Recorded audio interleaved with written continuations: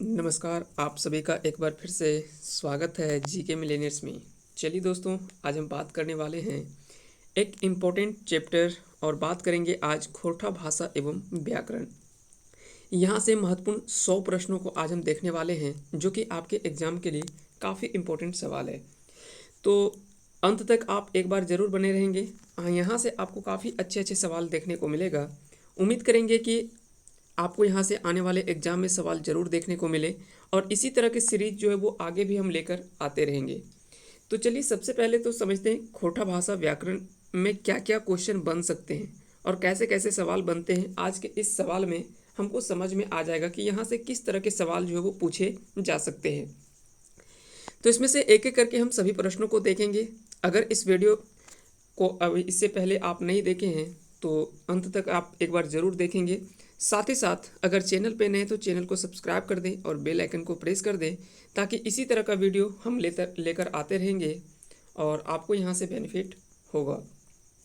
तो चलिए शुरू करते हैं आज के इस इम्पोर्टेंट सेशन को। आज हम देखते हैं आज के इस पहले सवाल को।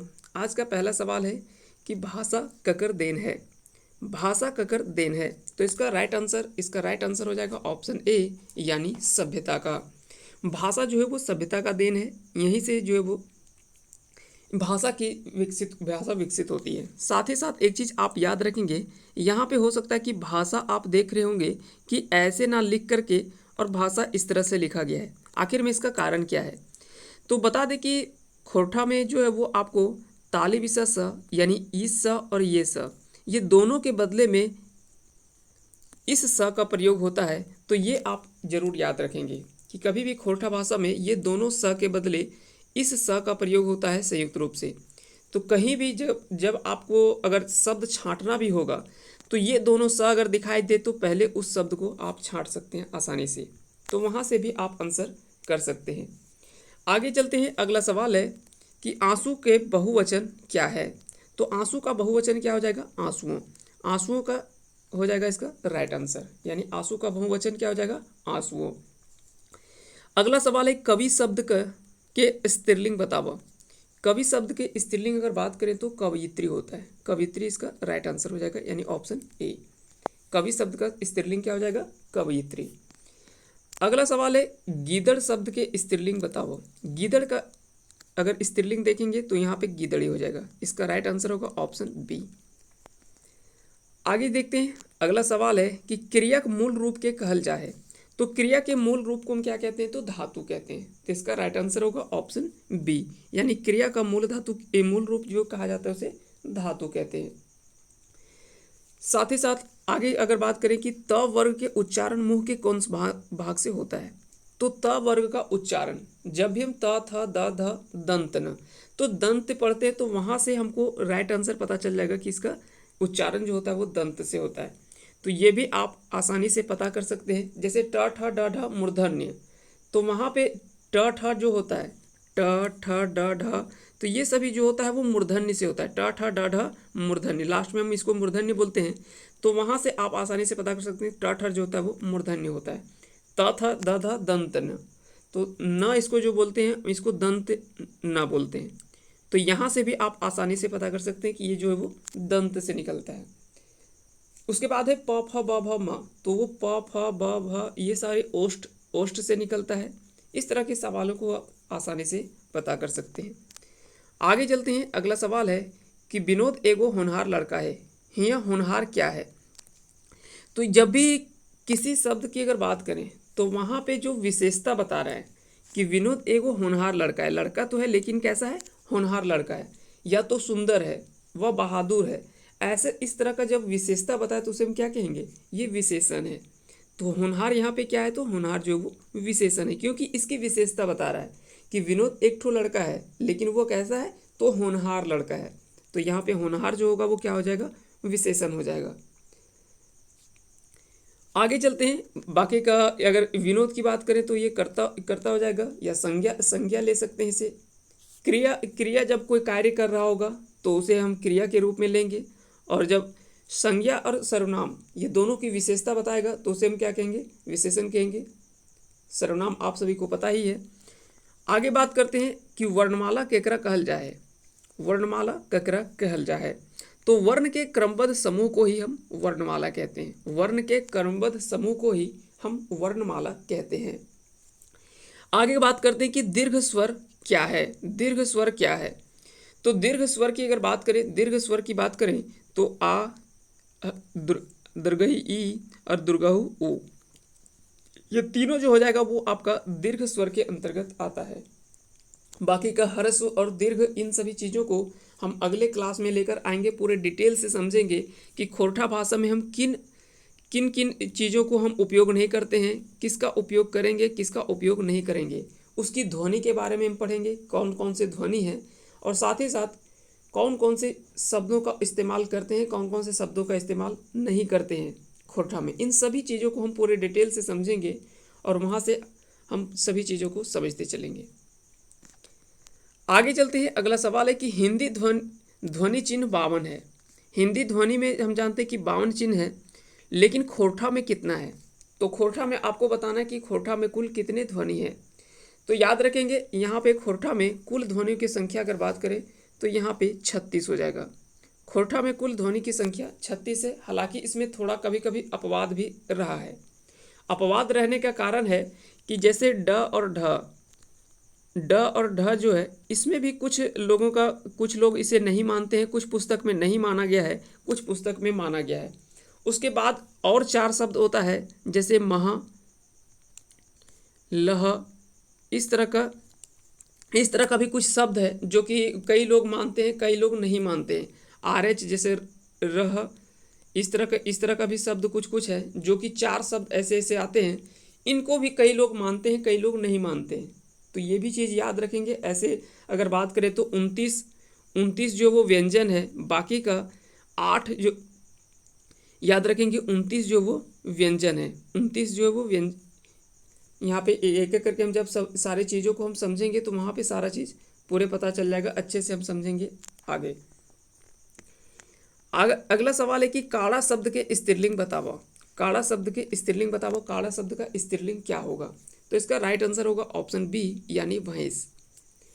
कौन क्षेत्रीय रूप है हमार के बदले हमर और ई बटे के बदले ई दिगे का प्रयोग होता है? यानी किस क्षेत्रीय भाषा के रूप में अगर देखा जाए तो ये भी खोरठा ही बोला जाता है, लेकिन वहाँ पे हमर के जगह पे हमर का प्रयोग होता है, ई बटे के बदले ई दिगे का प्रयोग होता है। यानी इसके प्रचलन किस क्षेत्र में है?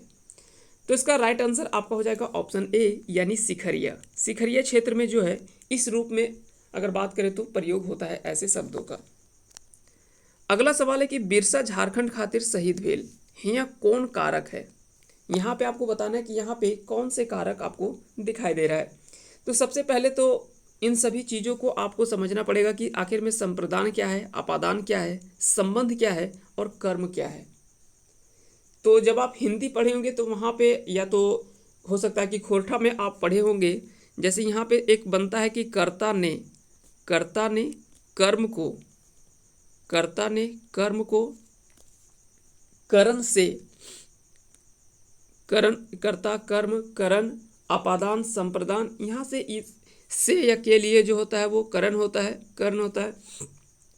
बाकी का संबंध आप सभी को पता है कि किसी में संबंध जो होता है वहाँ पे संबंध कारक की अगर बात करते हैं तो संबंध कारक में क्या होता है कि उससे या को, इन सभी चीज़ों को जो होता है वो संबंध होता है।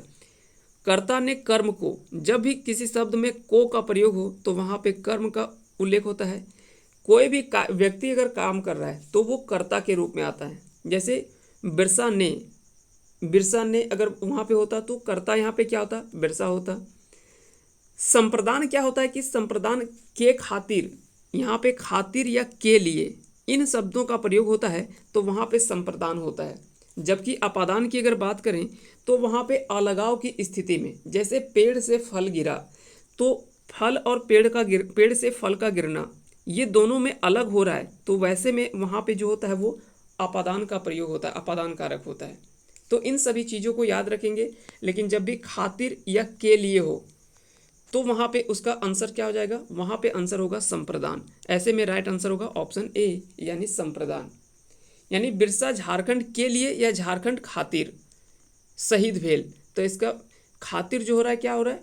तो यहाँ पे कारक कारक जो है वो कौन सा कारक, संप्रदान कारक है। आगे चलते हैं, अगला सवाल है कि मर्द शब्द के स्त्रीलिंग बताओ। तो यहाँ पे इसका राइट आंसर होगा ऑप्शन बी यानी जनी। जनी इसका राइट आंसर हो जाएगा। आगे चलते हैं, अगला सवाल है कि मूर्धन्य व्यंजन है। मूर्धन्य व्यंजन है तो इससे पहले हमने बताया ट ठ डाढ़ा मूर्धन्य, ट ठ डाढ़ा मूर्धन्य, ए ट ठ डाढ़ा मूर्धन्य। तो यहाँ पे इसका राइट आंसर हो जाएगा ऑप्शन बी यानी ट ठ डाढ़ा मूर्धन्य, ये मूर्धन्य व्यंजन है। खोरठा स्पर्श वर्ण कितने हैं, खोरठा में स्पर्श वर्ण कितना है, खोरठाएं स्पर्श वर्ण कितना है, इस तरह के सवाल आपको जरूर देखने को मिलेगा एग्जाम में। इन सभी चीज़ों को आप जरूर ध्यान से पढ़ लेंगे। तो इसका राइट आंसर होगा ऑप्शन सी यानी 23। कुल अगर बात करें तो 23 जो है वो खोरठा में स्पर्श वर्ण है। आगे चलते हैं, अगला सवाल है कौन शब्द जातिवाचक संज्ञा नाय है। तो यहाँ पे आपको बताना है कि जातिवाचक संज्ञा इनमें से नहीं है। यहाँ पे सवाल को आप ध्यान से पढ़ेंगे, कई बार होता है कि सवाल हम अच्छे से नहीं पढ़ते हैं कि है या नहीं है, तो यहाँ पे भी आप देख लेंगे। तो इसका राइट आंसर होगा ऑप्शन सी यानी सुंदर। जवान की अगर बात करें, मनुष्य और बालक ये तीनों तो जातिवाचक संज्ञा है, लेकिन सुंदर जो है ये विशेषता बता रहा है, यानी ये विशेषण शब्द है। क्योंकि सुंदर अगर बात करें काला, गोरा, सुंदर, होनहार, इस तरह का चालाक, ये सभी जो वो क्या है विशेषता बतलाता है। तो ऐसे को हम विशेषण के रूप में लेते हैं, ना कि ये जातिवाचक संज्ञा के रूप में आएगा। आगे अगर बात करें तो इनमें से बोला जा रहा है कि इनमें से कौन ह्रस्व स्वर नाय है। तो यहाँ पे बताना है कि इनमें से कौन सा ह्रस्व स्वर नहीं है, यानी आपको बताना है कि कौन सा इनमें से दीर्घ है। तो आप सभी को पता है कि य, र और ल ये तो ह्रस्व है, लेकिन अगर बात करें दुर्गई ई तो इसका जो है ये क्या है, ये दीर्घ है। ये हो गया, ऊ हो गया, आ हो गया, ये सभी जो वो दीर्घ के अंतर्गत आता है। तो इसीलिए याद रखेंगे, इसमें राइट आंसर क्या हो जाएगा, ऑप्शन ए हो जाएगा। अगला सवाल है कि अनुनासिक अक्षर है, अनुनासिक अक्षर कौन सा है। तो इसमें आपको पता है कि अंगा और इया ये दोनों शब्द जो है ये दोनों क्या है, अनुनासिक अक्षर है। तो इसका राइट आंसर हो जाएगा ऑप्शन ए। च वर्ग का उच्चारण मुंह के कौन भाग से हव है। तो च वर्ग का उच्चारण अगर बात करें, च वर्ग का उच्चारण तो मुंह के किस भाग से होता है। तो इसका राइट आंसर होगा ऑप्शन ए यानी तालु से। तालु से जो होता है मूर्धन्य से, बाकी को आपको पता है कि ता था दाधा मूर्धन्य, यह आप सभी को टा ठा डाढ़ा मूर्धन्य, और ता था दाधा दंतना। ता था जो होता है वो दंत से होता है, टा ठा डाढ़ा जो होता है वो मूर्धन्य से होता है। बाकी के कुछ ऐसे जैसे पा फा बाभा माँ ये सभी जो होता है वो ओष्ठ से होता है। बाकी के कंठ से भी कुछ शब्दों का कुछ कह सकते हैं कि कुछ का उच्चारण जो होता है वो कंठ से होता है, कुछ जो होता है वो कंठ प्लस ओष्ठ से होता है, दोनों मिला करके कंठोष्ठ होता है उसको। कुछ होता है दंत और ओष्ठ को मिला करके उसे दंतोष्ठ कहा जाता है। तो यहाँ से भी आप याद रखेंगे। व्यंजन वर्ण के खोरठाएं कहल जाए, यानी व्यंजन वर्ण के खोरठा में क्या कहा जाता है। तो इसका राइट आंसर हो जाएगा ऑप्शन सी यानी निभरगर। निभरगर जो होगा इसका राइट आंसर होगा, निभरगर इसका राइट आंसर हो जाएगा। आगे चलते हैं, अगला सवाल है, अगला सवाल देख लेते हैं। जौन मर्द के रूप में कखुन नाय बदले, जौन शब्द के रूप कखुन नाय बदले ओकरा कहल जाए, यानी वैसा शब्द जिसका रूप कभी भी नहीं बदलता है उस शब्द को हम क्या कहते हैं। तो इसका राइट आंसर है ऑप्शन बी यानी अव्यय। यहाँ से हिंदी में भी काफ़ी बार सवाल जो है वो पूछा गया है अव्यय से, और खोरठा में भी सवाल जो है वो पूछे जाते हैं। तो जरूर याद रखेंगे, जिस शब्द का रूप कभी भी नहीं बदलता है उसे अव्यय कहा जाता है। तो इसका राइट आंसर होगा option B, option B is the right answer. आगे चलते हैं, हम अगला सवाल देख लेते हैं। अगला सवाल है जौन शब्द के रूप, ये तो हो गया सवाल आगे, हाँ, जौन शब्द के रूप कखुन नाय बदले वो ओकरा कहल जाए। यहाँ पे भी आपको बताना है कि जौन शब्द के रूप कखनो ना बदले। आप यहाँ पे दोनों क्वेश्चन को ध्यान से पढ़ेंगे। जौन शब्द के रूप कखुन ना बदले ओकरा कहल जाए, तो यहाँ पे अव्यय कहा जाता है। जबकि यहाँ पे भी सवाल वैसा ही है, लेकिन ऑप्शन के हिसाब से अगर यहाँ पे आंसर करेंगे कि जौन शब्द के रूप कखुन ना बदले ओकरा कहल जाए, तो यहाँ पे राइट आंसर हो जाएगा ऑप्शन बी यानी शब्दावली। शब्दावली इसका जो है वो राइट आंसर हो जाएगा, यानी इसका बी आंसर हो जाएगा। तो इन सभी चीज़ों को याद रखेंगे। स्पर्श वर्ण केकरा कहल जा है, स्पर्श वर्ण केकरा कहल जा है, तो इसका राइट आंसर होगा ऑप्शन बी, यानी पांचों वर्ग आवे वाला वर्ण के, पांचों वर्ग आवे वाला वर्ण के ही हम स्पर्श वर्ण कहते हैं। तो इसका राइट आंसर हो जाएगा ऑप्शन बी। अगला सवाल है कि महाप्राण वर्ण कौन सा है। प्राण और महाप्राण यहाँ से भी काफ़ी बार सवाल जो वो पूछा जाता है। तो इसका राइट आंसर आपको हो जाएगा ऑप्शन ए, यानी ख और घ। आप सभी को पता है कि दूसरा अक्षर और चौथा अक्षर ये दोनों जो होता है वो महाप्राण कहलाता है, जबकि पहला तीसरा ये जो है वो अल्प प्राण होता है। पहला तीसरा जो होता है वो अल्प प्राण होता है, जबकि दूसरा और चौथा महाप्राण वर्ण होता है। आगे अगर बात करें विशेषण बनावे ले जोड़ल जा है, खोटा में अगर बात करें या विशेषण बनाने के लिए उसमें किस शब्द का प्रयोग किया जाता है। तो इसका राइट आंसर होगा ऑप्शन सी, यानी इया, ल, आइल या गर। जैसे होता है कि लुइर, लुइर यानी मतलब कह सकते हैं कि किसी भी काम करने के लिए उसमें जो होता है उसका, तो इसमें अगर जोड़ देंगे लुइरगर तो उसमें क्या है कि ये विशेषण शब्द बन जाएगा। उसी तरह से और भी कैसे उखरल, उखरवल या उखरैल, इया, ल, ये शब्द को अगर अंत में आप जोड़ देंगे तो वहाँ से जो शब्द जो है वो विशेषण शब्द बन जाते हैं। तो इसलिए याद रखेंगे इसका राइट आंसर होगा ऑप्शन सी, इसका सी जो है वो आंसर सही हो जाएगा। मुंडा शब्द के स्त्रीलिंग बनावा, तो मुंडा शब्द के स्त्रीलिंग अगर बात करें तो क्या हो जाएगा, मुंडाइन हो जाएगा। इसका राइट आंसर क्या हो जाएगा, ऑप्शन ए, यानी इसका राइट आंसर होगा ऑप्शन ए। वह खाएगा खोरठा में बताओ, वह खाएगा इसका खोरठा में अगर हम लिखेंगे तो खोरठा में किस तरह से हम लिखेंगे। तो इसका राइट आंसर होगा ऑप्शन डी, यानी ऊ खाइत, ऊ खाइत ई, इसका राइट आंसर हो जाएगा ऑप्शन डी, इसका सही आंसर हो जाएगा।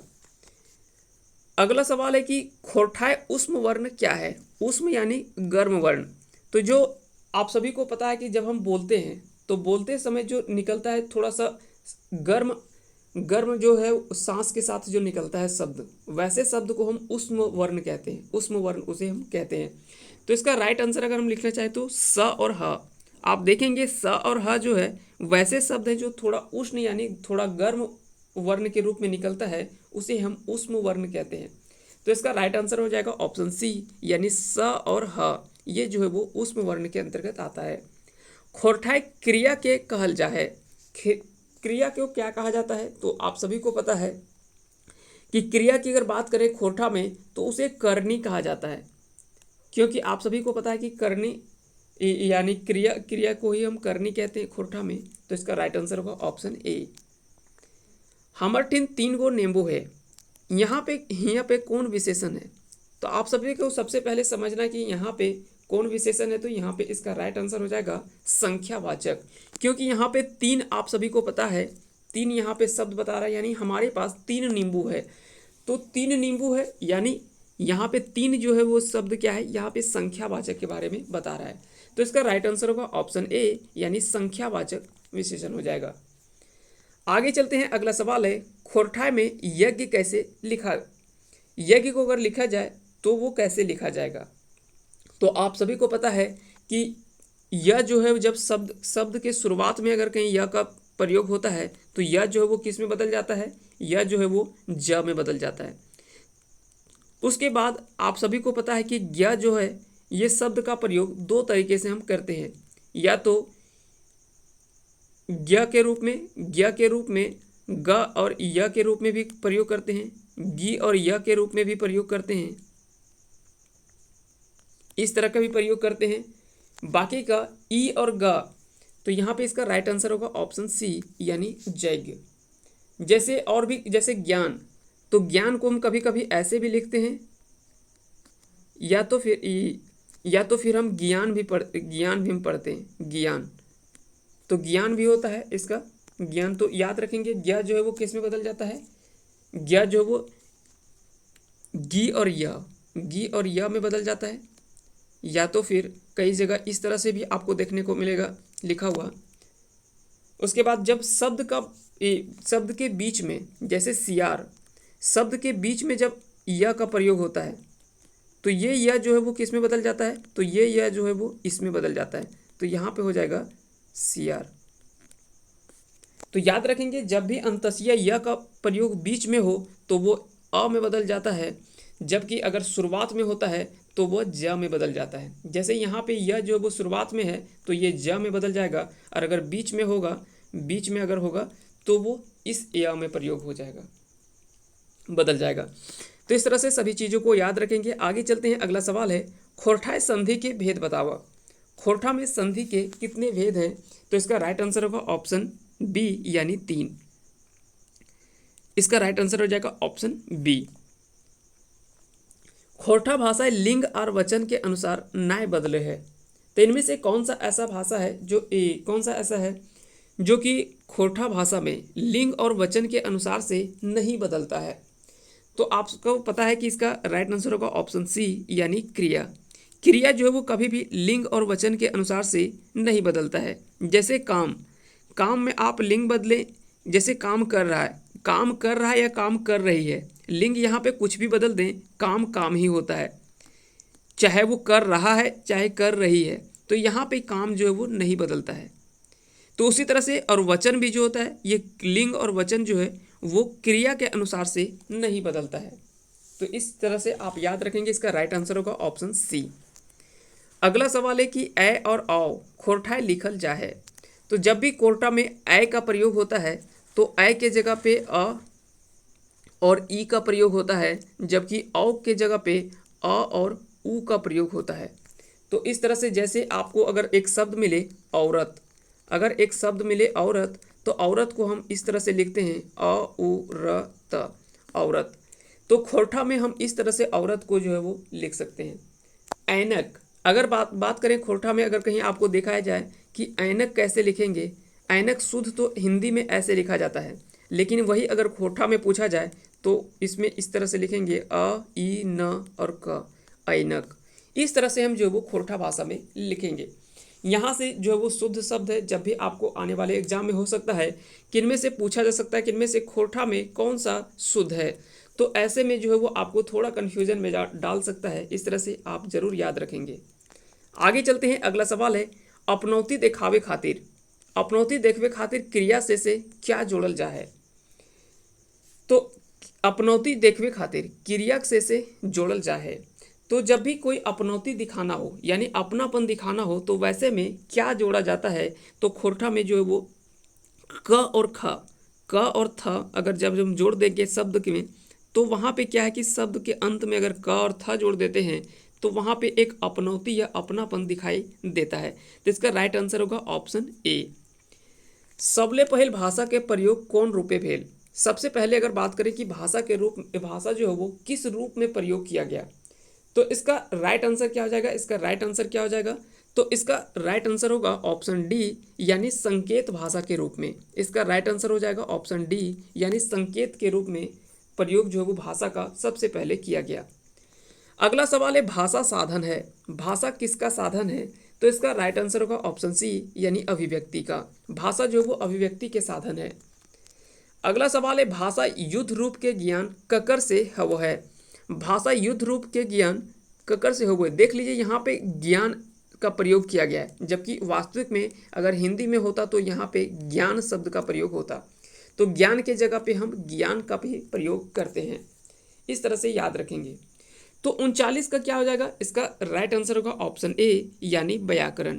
भाषा युद्ध रूप के ज्ञान ककर से है वह, तो इसका राइट आंसर होगा ऑप्शन ए यानी व्याकरण। और व्याकरण नहीं होता है, व्याकरण होता है। ऐसा नहीं कि आप व्याकरण ऐसे देखते होंगे, लेकिन ऐसे व्याकरण का प्रयोग जब भी होगा तो व के जगह पे ब का प्रयोग होता है, तो व्याकरण होगा यहाँ पे। आगे चलते हैं, अगला सवाल है कि स्वतंत्र रूप से बोलल जाए वाला वर्ण के कहल जा है। जो स्वतंत्र रूप से बोलने वाले वर्ण जो होते हैं उसे क्या कहा जाता है, तो इसका राइट आंसर होगा ऑप्शन डी यानी स्वर। उसे कहा जाता है स्वर। खोरठा में अगर बात करें तो इसमें स्वर की संख्या अगर बात करें, खोरठा में अगर पूछा जाए कि स्वर कितने हैं और व्यंजन कितने हैं, तो खोरठा में स्वर जो है वो 8 स्वर्ण का प्रयोग होता है खोरठा में।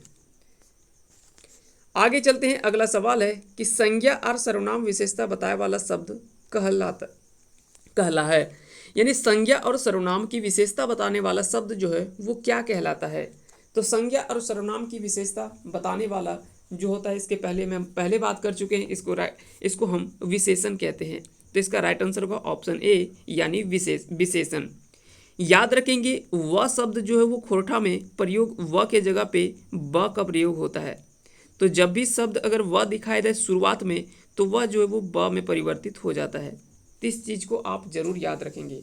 आधा व होता है, आधा व जहाँ पे होता है इसके जगह पे बे शब्द का प्रयोग किया जाता है। व्याकरण या व्याकरण बी का भी प्रयोग कई कई जगह पे होता है। गोलवारी क्षेत्र केतना गंड पहला प्रचलन है। अब यहाँ पे क्या है कि कई जगह पे मापन के आधार पर पहला का प्रयोग होता है। आप सभी को पता है कि पहला का प्रयोग जो होता है वो मापन के लिए किया जाता है। अब यहाँ पे कई जगह पे 22 गंडी, कई जगह पे 18 गंड, यानी इस तरह का प्रयोग जो है वो किया जाता है। लेकिन अगर बात करें यहाँ पे क्षेत्र विशेष पर, अगर बात करें गोलवारी क्षेत्र, तो इस क्षेत्र में जो है वो 22 गंडी के पहला का प्रयोग जो होता है। कई जगह पे आप देखेंगे कि 900 ग्राम का पहला का प्रयोग होता है, कई जगह पे 1 केजी का प्रयोग होता है। तो ऐसे में क्या है कि उसको बदल देंगे जब हम गंडी में, तो वहाँ पे अलग अलग जो है वो प्रयोग होता है। तो कई जगह पे 22 गंडी, कई जगह पे 18 गंडी, इस तरह का भी प्रयोग जो है वो पहला का प्रयोग होता है। और पहला जो है वो चावल हो गया, धान हो गया, और भी कई ऐसे चीज़ है जिनको मापने के लिए ये एक कह सकते हैं कि मापन युक्ति है। तो याद रखेंगे इसका राइट आंसर क्या हो जाएगा, ऑप्शन सी। बहुवचन बनवे ले शब्द जोड़ल जा है, यानी बहुवचन बनाने के लिए हम किस शब्द का प्रयोग जो है वो करते हैं। तो इसका राइट आंसर होगा ऑप्शन बी, अइन या वइन। अइन या वइन इसका राइट आंसर हो जाएगा। आग्नेय भाषा परिवार के भाषा है। आग्नेय भाषा के परिवार के कौन से भाषा है? तो इसका राइट आंसर होगा ऑप्शन बी यानी संथाली और मुंडारी।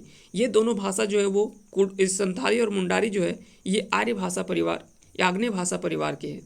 जबकि कुड़ुख आप सभी को पता है, कुड़ुख जो है ये द्रविड़ भाषा परिवार के अंतर्गत आता है। द्रविड़, कुड़ुख और माल्टो, कुड़ुख और माल्टो जो है ये दो भाषा जो है वो द्रविड़ भाषा के अंतर्गत आता है। जबकि नागपुरी, कुरमाली, ये सभी जो है वो सदानी भाषा के अंतर्गत आता है। तो याद रखेंगे ये सभी जो है वो सदानी भाषा है। आगे चलते हैं, भारत की सबले पुरान भाषा कौन है?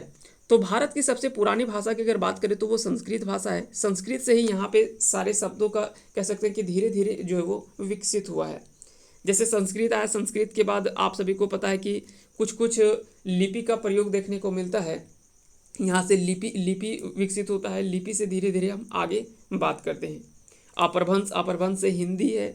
और क्योंकि खोरठा का भी प्रयोग जो होता है वो देवनागरी लिपि में होता है, इसलिए खोरठा जो है वो हिंदी से कहीं ना कहीं कोरिलेट करता है। जब तक आप हिंदी अच्छे से नहीं समझे हैं तब तक आप खोरठा भी उतने अच्छे से नहीं समझ पाएंगे। इसलिए ज़रूरी है कि हिंदी भी आपके पकड़ होना चाहिए, वहाँ से आपको खोरठा जो वो ज़्यादा जो वो सेंस देता है। आगे चलते हैं, अगला सवाल है कि क्षेत्र विशेष में बोलल जाए वाला भाषा क्या कहलाता है? क्षेत्र विशेष में बोले जाने वाले भाषा को क्या कहा जाता है? तो इसका राइट आंसर होगा ऑप्शन ए यानी उसे बोली कहा जाता है। जब कोई एक क्षेत्र विशेष यानी छोटे क्षेत्रों में किसी भाषा को बोला जाता है तो उसे बोली कहा जाता है।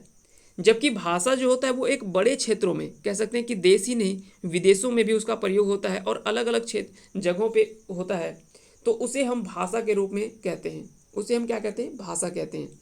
जबकि ध्वनि, तो आप सभी को पता है कि ध्वनि क्या है? तो ये शब्द किसी भी चीज़ का उच्चारण कहते हैं।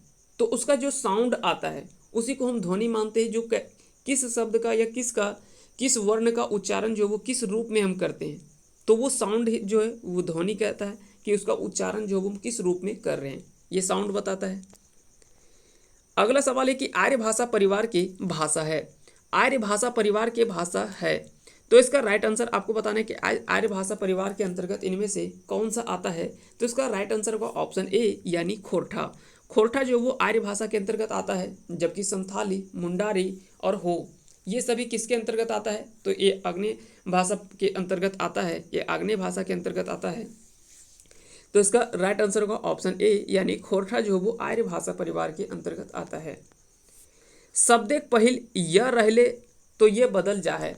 जब शब्द के पहले यह का प्रयोग होता है तो वह यह जो है वो किस में बदल जाता है?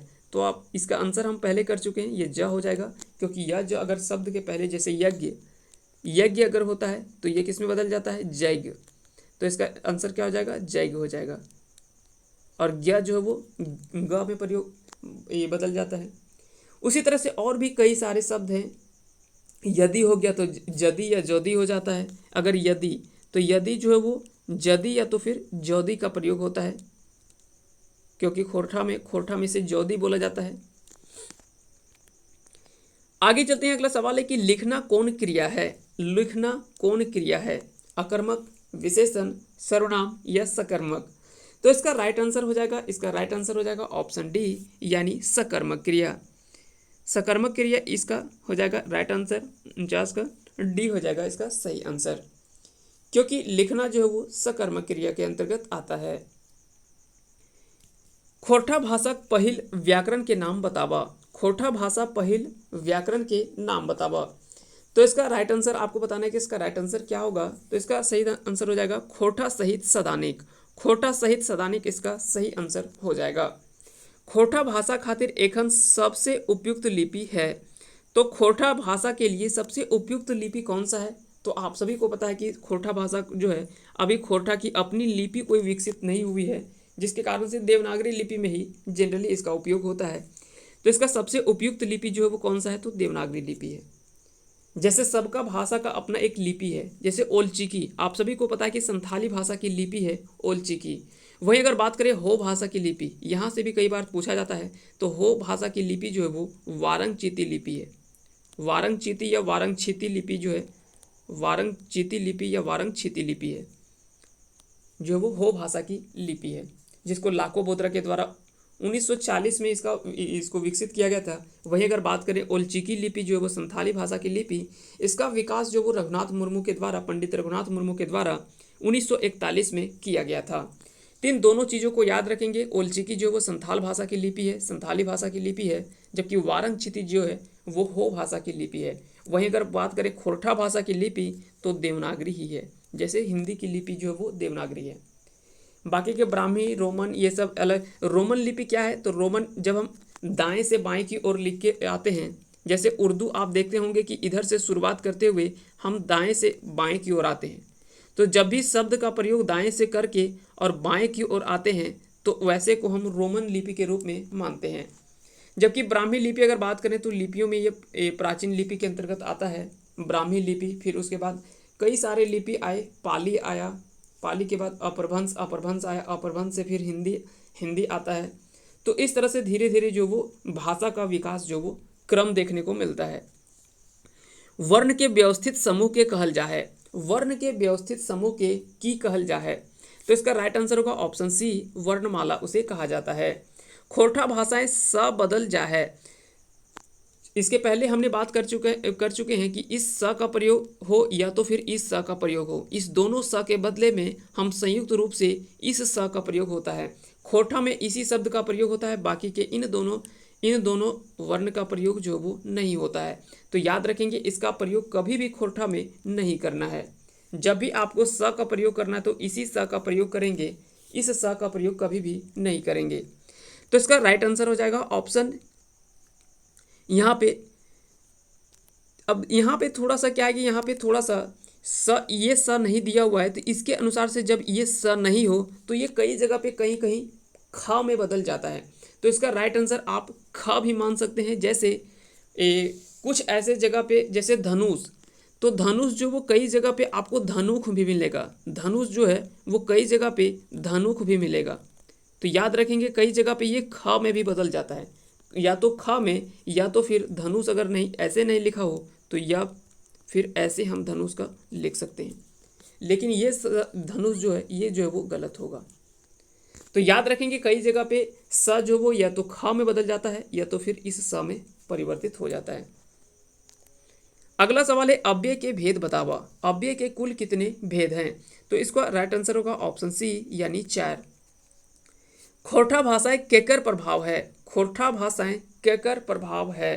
तो इसका राइट आंसर होगा ऑप्शन डी, यानी बंगला, उड़िया, मगही और मैथिली। बंगला, उड़िया, मगही और मैथिली, इन सभी चारों का जो वो कहीं ना कहीं प्रभाव हमको खोरठा में देखने को मिलता है। अगला सवाल है कि गोलवारी क्षेत्र हाव के बदल प्रयोग करल जा है। तो इसका राइट आंसर क्या हो जाएगा? इसका राइट आंसर होगा ऑप्शन ए यानी मोय।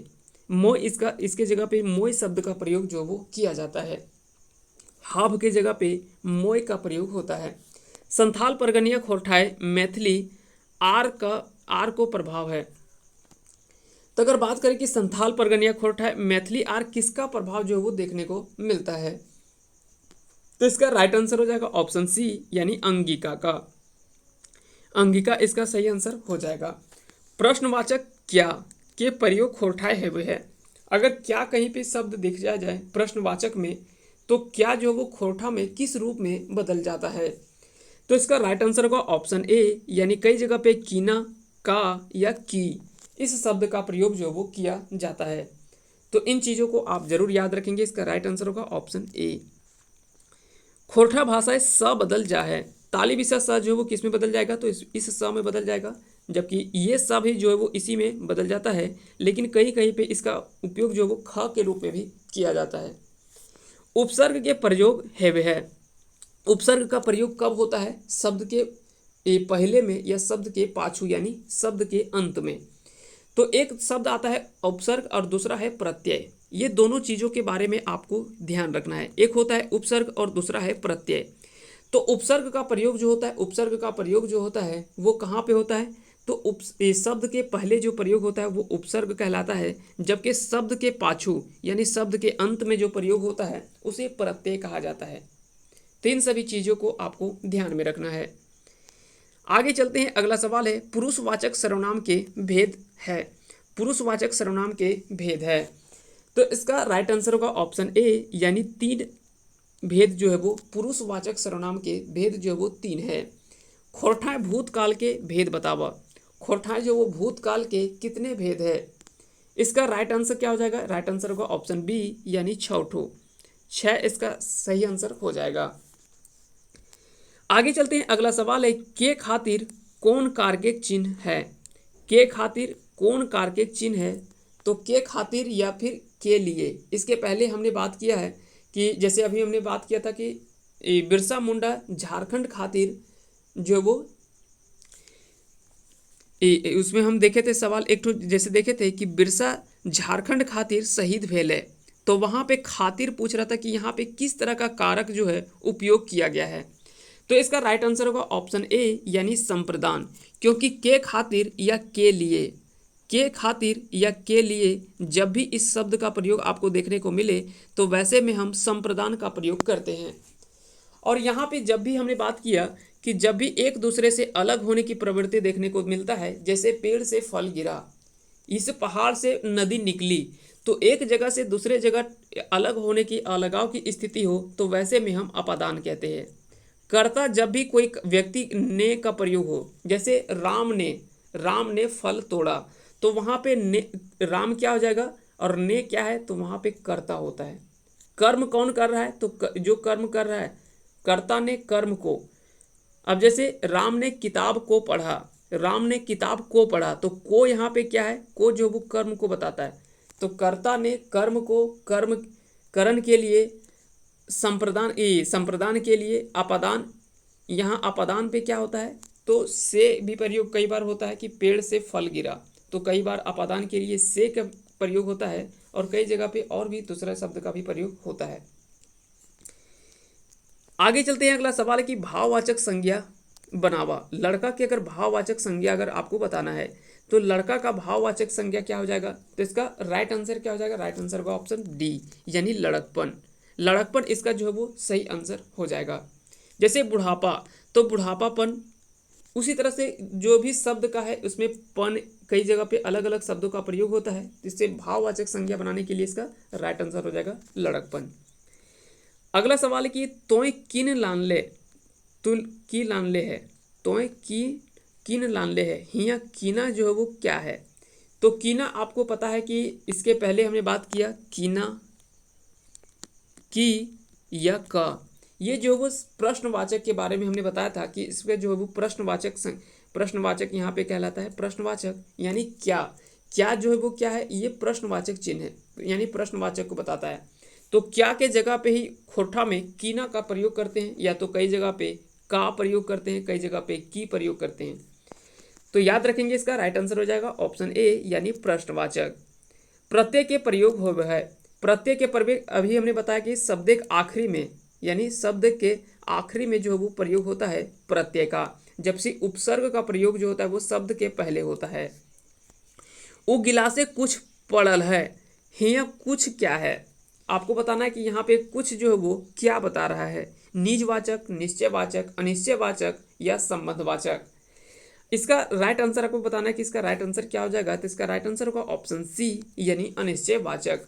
अब यहाँ पे कुछ के जगह पे हमको नहीं पता कि क्या पड़ा हुआ है, गिलास में क्या पड़ा हुआ है, कीड़ा पड़ा हुआ है या क्या पड़ा हुआ है, हमको नहीं पता है। तो ऐसे में जब कोई चीज़ को हम निश्चित नहीं कर पाते हैं तो उसे अनिश्चयवाचक कहा जाता है।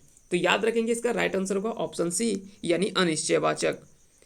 वो चलते चलते अचानक रुक गेल, हिया अचानक क्या है, आपको बताना है कि यहाँ पे इस जगह पे अचानक का प्रयोग किस रूप में करते हैं, संज्ञा विशेषण, क्रिया विशेषण, सर्वनाम विशेषण या कोई नहीं। तो इसका राइट आंसर हो जाएगा ऑप्शन बी यानी क्रिया विशेषण के रूप में यहाँ पे हम प्रयोग करते हैं। अचानक रुक गया ना, तो यहाँ पे अचानक जो है वो क्या है, तो अचानक यहाँ पे क्रिया की विशेषता बता रहा है। रुकना क्या है, तो रुकना या चलना ये तो क्रिया बता रहा है, लेकिन अचानक यहाँ पे क्या है, तो क्रिया की विशेषता बता रहा है कि वो अचानक रुक गया। तो रुकना, चलना, दौड़ना, खेलना, खाना पीना ये सभी जो वो क्रिया है, पढ़ना ये सभी जो वो क्रिया के रूप में, गाना हो गया और भी कोई भी कार्य हो गया, व्यायाम करना। लेकिन अचानक, तुरंत ये सभी जो वो क्या है, क्रिया की विशेषता बताता है। तो याद रखेंगे इसका राइट आंसर क्या हो जाएगा ऑप्शन बी। अगला सवाल है कि आदर के विशेषण शब्द बतावा। आदर के विशेषण शब्द आपको बताना है कि आदर का विशेषण शब्द क्या होगा। तो इसका राइट आंसर होगा ऑप्शन सी यानी आदरणीय, इसका सही आंसर हो जाएगा। इसका राइट आंसर होगा ऑप्शन सी यानी आदरणीय। देवर के स्त्रीलिंग बतावा। देवर के स्त्रीलिंग क्या हो जाएगा, तो इसका आंसर होगा ऑप्शन डी यानी जेठानी। जेठानी इसका राइट आंसर हो जाएगा। व्यंजन स के उच्चारण कहाँ से होता है। स आपको बताना है कि स का उच्चारण कहाँ से होता है। तो इसका राइट आंसर होगा ऑप्शन ए यानी मूर्धन्य से। मूर्धन्य से इसका जो है वो प्रयोग होता है। आगे चलते हैं, अगला सवाल है कि ठाकुर शब्द के स्त्रीलिंग बतावा। तो ठाकुर के ठकुराइन हो जाएगा, ठकुराइन हो जाएगा। इसका राइट आंसर होगा ऑप्शन ए यानी ठकुराइन, इसका सही आंसर हो जाएगा। हर एक वर्ग के दूसरा और चौथा वर्ण कहला है। तो हर वर्ग के दूसरा और चौथा वर्ण क्या कहलाता है, तो इसके बारे में हमने पहले बात किया। जैसे हमने बात किया था ख और घ, ख और घ। तो यहाँ पे ये दोनों क्या है, महाप्राण है, जबकि पहला और तीसरा ये सभी अल्प प्राण है। साथ ही साथ घोष और अघोष के बारे में भी हम बात करेंगे। आगे जब हम बात करेंगे उसके बारे में हम इसमें डिटेल से हम देखेंगे क्या घोष है, क्या अघोष है, क्या अल्प प्राण है, क्या महाप्राण है, क्या स्पर्शी वर्ण क्या कहलाता है, व्यंजन क्या है, सारे सभी चीज़ों को हम वहाँ पे स्वर विशेष वर्ण क्या है, ध्वनि क्या है, उन सभी चीज़ों को हम एक एक करके सभी चीज़ों को हम समझेंगे वहाँ पे पूरे डिटेल से। और जल्द ही इसके ऊपर हम वीडियो हम लेकर आएंगे आपके बीच में। अगला सवाल है, जे संज्ञा से कोनो वस्तु के नाप तोल के बोध हुए है ओकरा कहल जा है। अपनी किसी भी संख्या के किसी नाप तोल के बारे में अगर बोध कराता है तो उसे हम क्या कहते हैं।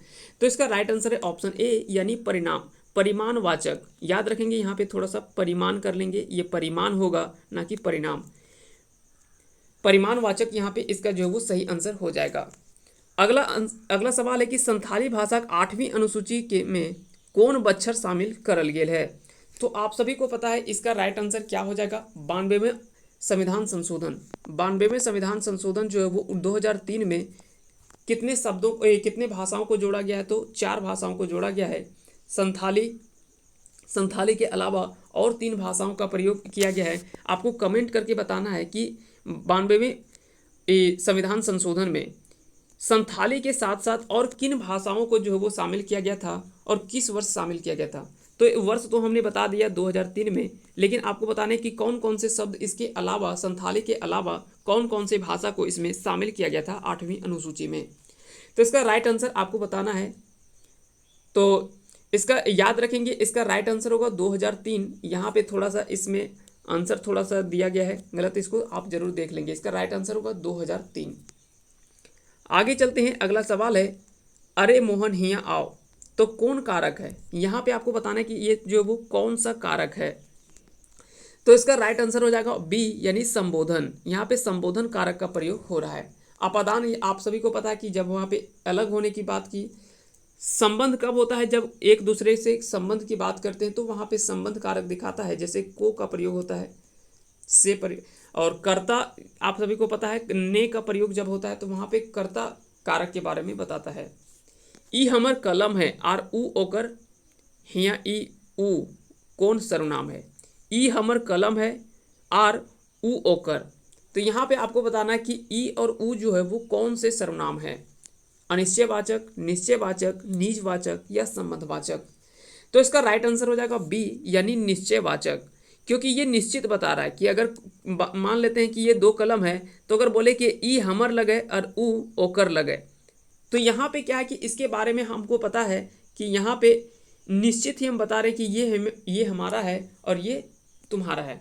तो यहाँ से क्या है कि इस चीज़ की निश्चित हो रहा है, यानी यहाँ पे हम बता पा रहे हैं। लेकिन अगर कुछ थोड़ा ये शब्द का प्रयोग होता है तो वहाँ पे अनिश्चय की बात करते हैं हम, अनिश्चयवाचक यहाँ पे हो जाता है, क्योंकि यहाँ पे हम निश्चय नहीं कर पा रहे कि ये कुछ या कितना कितना है। अगला सवाल अगर बात करें तो अंतस्थ वर्ण क्या है? अंतस्थ वर्ण क्या है? तो इसका राइट आंसर आपको बताना है कि इसका राइट आंसर क्या हो जाएगा। तो इसका राइट आंसर होगा ऑप्शन बी, य र ल व, ये सभी जो वो अंतस्थ है। अंतस्थ य जैसे पढ़ते हैं अंतस्थ य, तो अंतस्थ य, ये सभी जो वो अंतस्थ है, यानी अंतः प्लस अस्थ, जो अंतः माने स्थित हो यानी बीच में स्थित हो, उसे हम अंतस्थ वर्ण कहते हैं। तो इसका राइट आंसर होगा ऑप्शन बी, य र ल व। वर्णमालाएं संयुक्त स्वर है, तो यहाँ पे आपको बताना है कि संयुक्त स्वर इनमें से कौन सा है। तो इसका राइट आंसर क्या हो जाएगा? ऑप्शन बी, यानी ए और ओ। इसका सही आंसर क्या हो जाएगा? ए और ओ जो है वो संयुक्त स्वर है। संयुक्त स्वर के रूप में इसका प्रयोग जो है वो किया जाता है। हर एक वर्ग के पहला, तीसरा और पांचवा वर्ण क्या कहला है?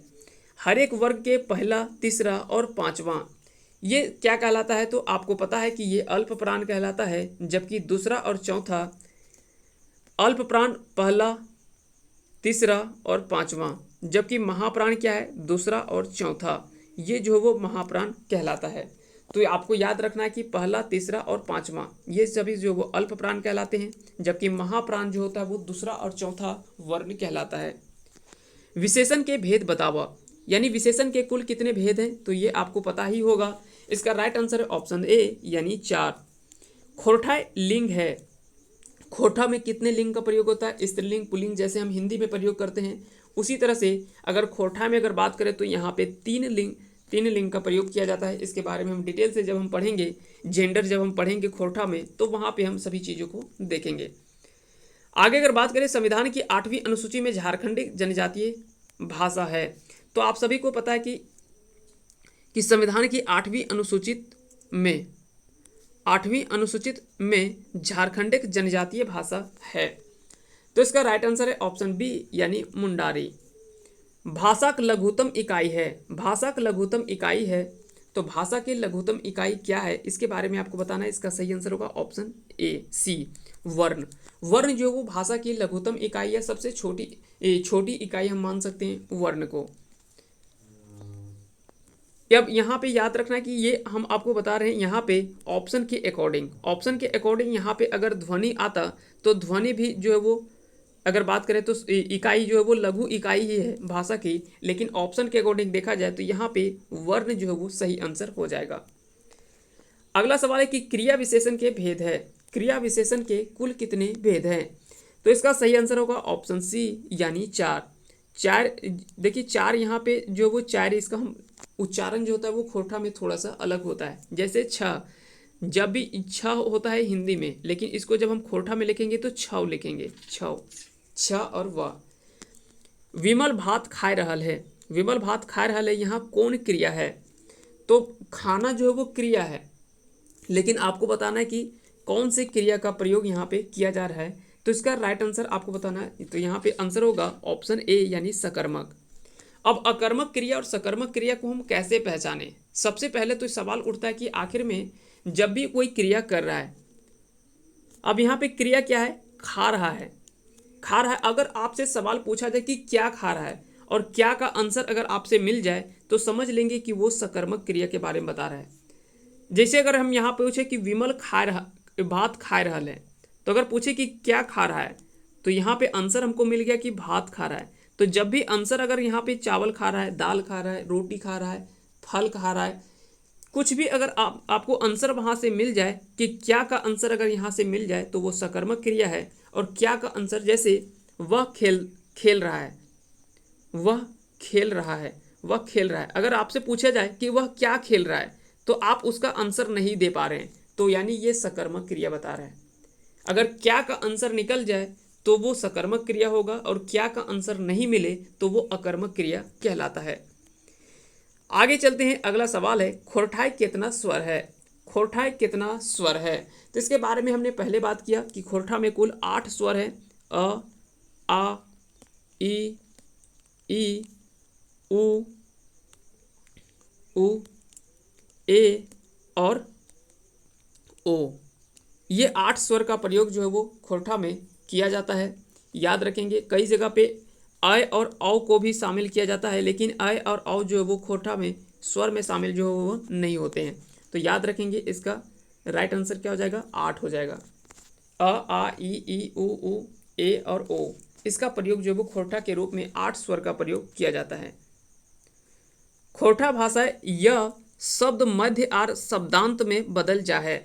अगर शब्द यह अगर बीच में हो या तो फिर अंत में हो, शुरुआत में होता है तब तो ज में बदल जाता है, आप सभी को पता है। लेकिन अगर ये यह बीच में हो, जैसे सियार, तो ये आप अगर बीच में यह होता है तो वो किस में बदल जाता है, तो इसका राइट आंसर है ऑप्शन ए, यानी अ में बदल जाता है, यानी इस य में। जैसे हमने बताया था कि सियार, तो सियार क्या हो जाता है, सियार जो है वो य इस य में बदल जाता है, इस तरह से सियार जो वो लिखाता है।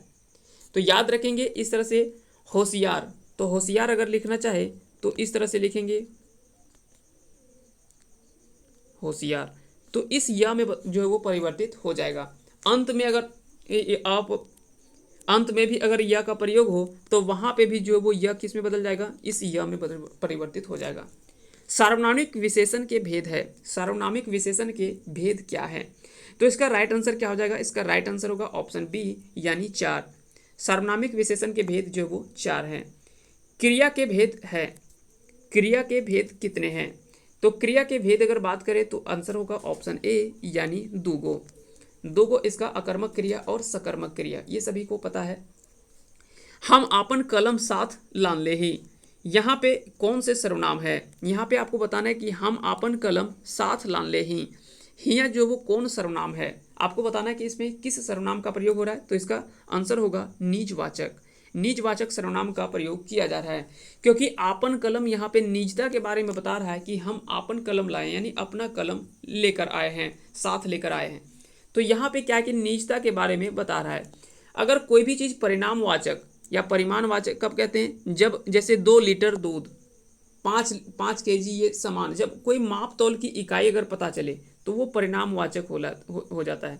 प्रश्नवाचक जब क्या का प्रयोग होता है, जैसे खोरठा में कीना, की, का, इसका प्रयोग होता है, तो वहाँ पे प्रश्नवाचक के बारे में बताता है।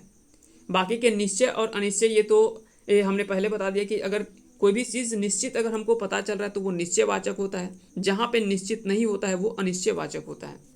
संबंधवाचक एक दूसरे के संबंध को जब स्थापित करता है तो वैसे में हम संबंधवाचक का प्रयोग करते हैं। आगे चलते हैं, अगला सवाल। अगला सवाल हम देखते हैं कि गादले पते गिरल, गादले पते गिरल, हिया कौन कारक है, तो गादले पते गिरल, यानी पेड़ से पत्ता गिरा। अगर ऐसे सवाल अगर हम पूछा जाए तो हमने पहले बताया कि जब भी एक दूसरे से अलगाव की स्थिति हो तो वैसे को हम अपादान कारक कहते हैं।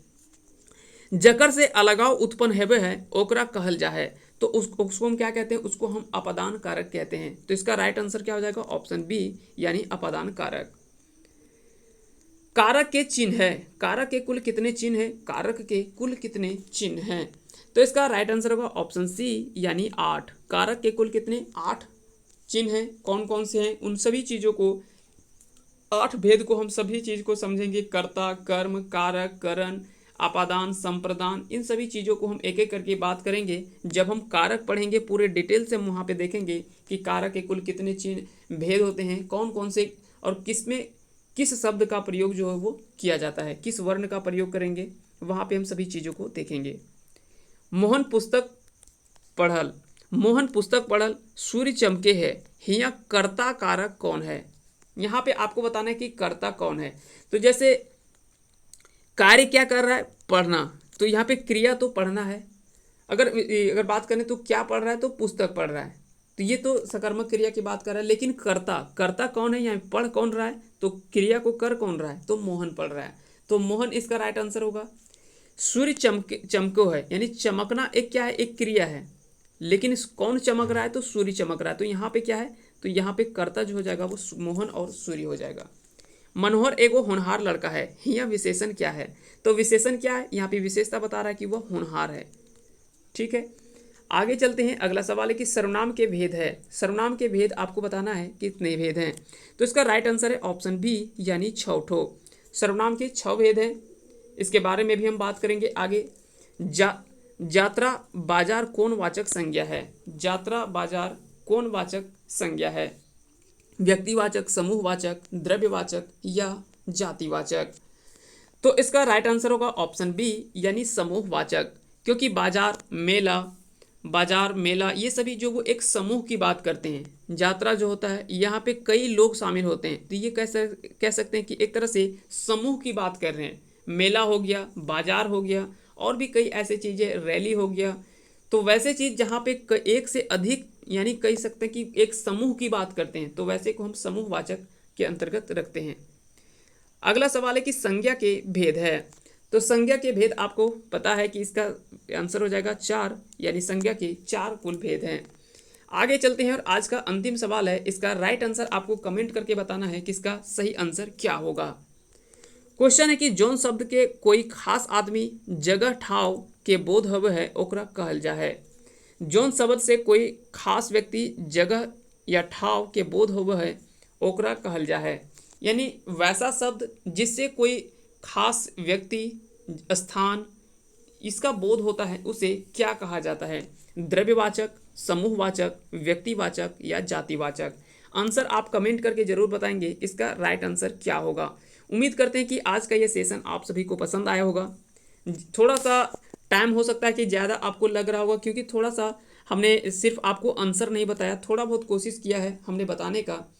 और उम्मीद करते हैं कि आज का ये सेशन आप सभी को पसंद आया होगा। अगर पसंद आया होगा तो इस वीडियो को लाइक करें, साथ ही साथ अगर चैनल पे नए हैं तो चैनल को सब्सक्राइब कर दें और बेल आइकन को प्रेस कर दें, ताकि आने वाले वीडियो का नोटिफिकेशन आपके पास चला जाएगा और आप आसानी से वहाँ से हमारे सारे वीडियो को देख पाएंगे।